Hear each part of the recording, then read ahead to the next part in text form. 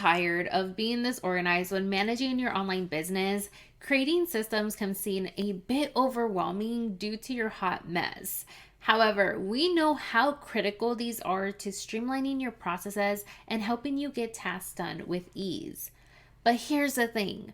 Not all systems are strategic, and there's a few common mistakes I see when business owners try to figure it out themselves.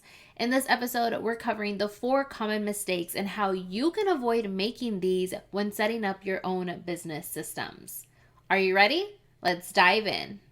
Hey, I'm Lizzie Reyes, your host of the Cheerful Productive Chats podcast, where I'm on a mission to help online entrepreneurs like you focus on all the right things and kiss overwhelm goodbye.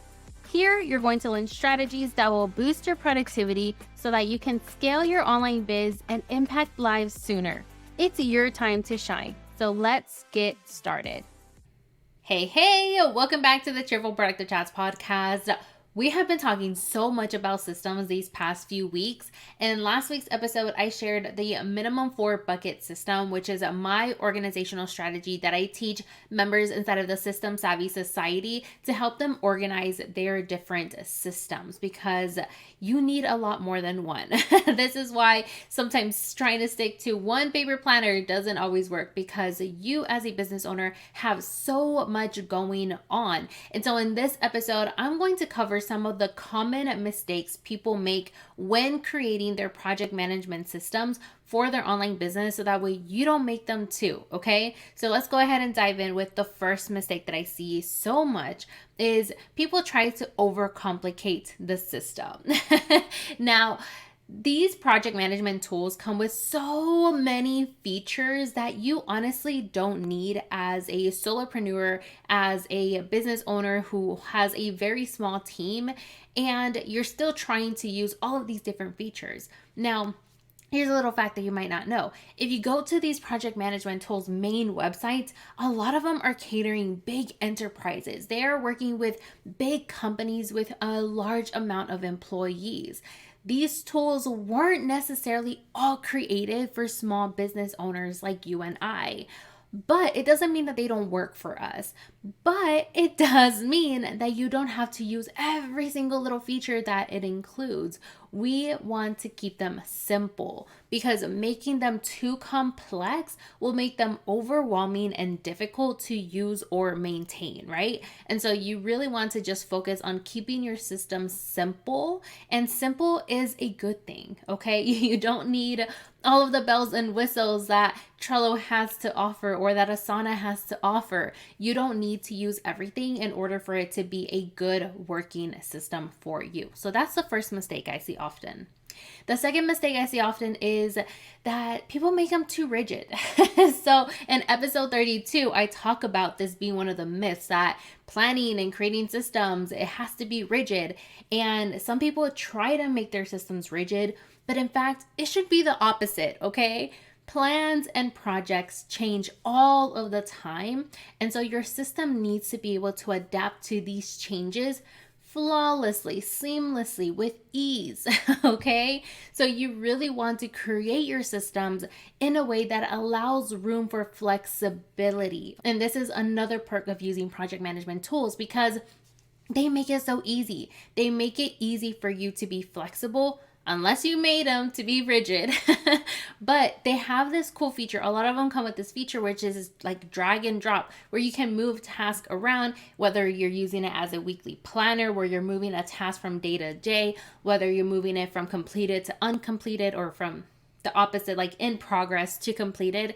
There's so many ways that you can make these systems flexible, because life happens. We talk about that all of the time on this podcast. So much happens in your life. And so you really need to keep those systems flexible instead of rigid, okay? Now, the third mistake that I see is so many people are not taking advantage of the automations. So one of the key and most powerful differences of using a project management tool versus something like a paper planner is the fact that you can build in automations directly into that project management tool. So in episode 27, I go about all of the reasons why you should automate your business. But something that a lot of people don't know is that project management tools is another way that you can automate certain things. Even if it's a tiny, tiny task, you can automate it. In Trello, I have set up so many different automations where I don't have to replace a label when something happens. It happens automatically, but only because I set up the automation for it to happen. So it's taking away some of that brain power from remembering, oh, I need to remove this label, or I need to add this team member to the card, or I need to mark this as complete because, I already completed everything in the checklist. You can set up automations for it to do all of that for you without you even having to think about it. You can just keep moving along your to-do list. And so even setting up some very, very few basic automations can save you time that will add up over time, and it will save you a lot of brain power too. Okay, so like I said, it doesn't have to be complex. It can be simple, basic automations, and even that would be so incredibly helpful in your time and mentality. The fourth mistake that I see often is not maintaining or updating your system. So as your business evolves, so should your strategic systems. These are not a set it and forget it type of thing. Systems are something that you're working inside of every single day, no matter the task, no matter the project, no matter what's on your planner for today. You should be working in a system so that way you can experience all of those magical benefits that come with it, right? We talk about it in episode 11, I believe, which is all about why you should have strategic systems in your business. But if you're not keeping them up to date and you're not reviewing them or updating them as you see that they need to be updated, then it's going to result in outdated processes that are no longer serving their purpose effectively, right? So you're not going to get that time back. You're not going to get tasks done with ease. You're not going to have less overwhelm because you haven't kept up with your system and making sure that it's at the most updated that it can be. For example, if you have, started using a new tool in your blog post episode. I was working on a blog post earlier. So if you're doing a blog post, right, and you recently started using a new AI tool, then that might not be part of your current process. But now that you started using it and you've learned how you're going to incorporate AI into your blog post writing, then you need to update your system to account for that update. Because otherwise, you might get started on your blog post and it's not part of your system, it's not part of your workflow, and you might forget that you have now figured out how to use this AI tool that's going to make writing your blog post a lot faster. And it's not till you're midway through writing and struggling that you're like, oh yeah, I forgot I have this new tool. Let me go use it real quick. And then you don't update your system for it. And then it's this constant cycle, right? I don't know if that was the best example to give, but we're going with it, okay? So you really want to make sure that you're maintaining and updating your systems, okay?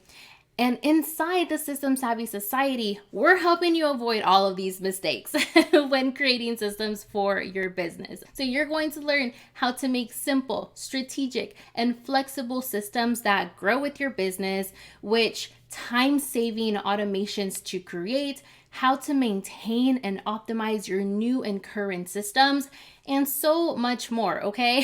So if you haven't joined the society and you want to learn more about becoming a System Savvy member, head to cheerstoproductivity.com/SSS to learn more. And remember, don't make these mistakes, okay? Don't overcomplicate your system. Don't make it too rigid. Do set up some basic automations and remember to keep them up to date. If you want or need help with any of this, then the System Savvy Society is for you. All right, friend, until next time. Thank you so much for listening to the Cheerful Productive Chats podcast with me, Lucy Reyes.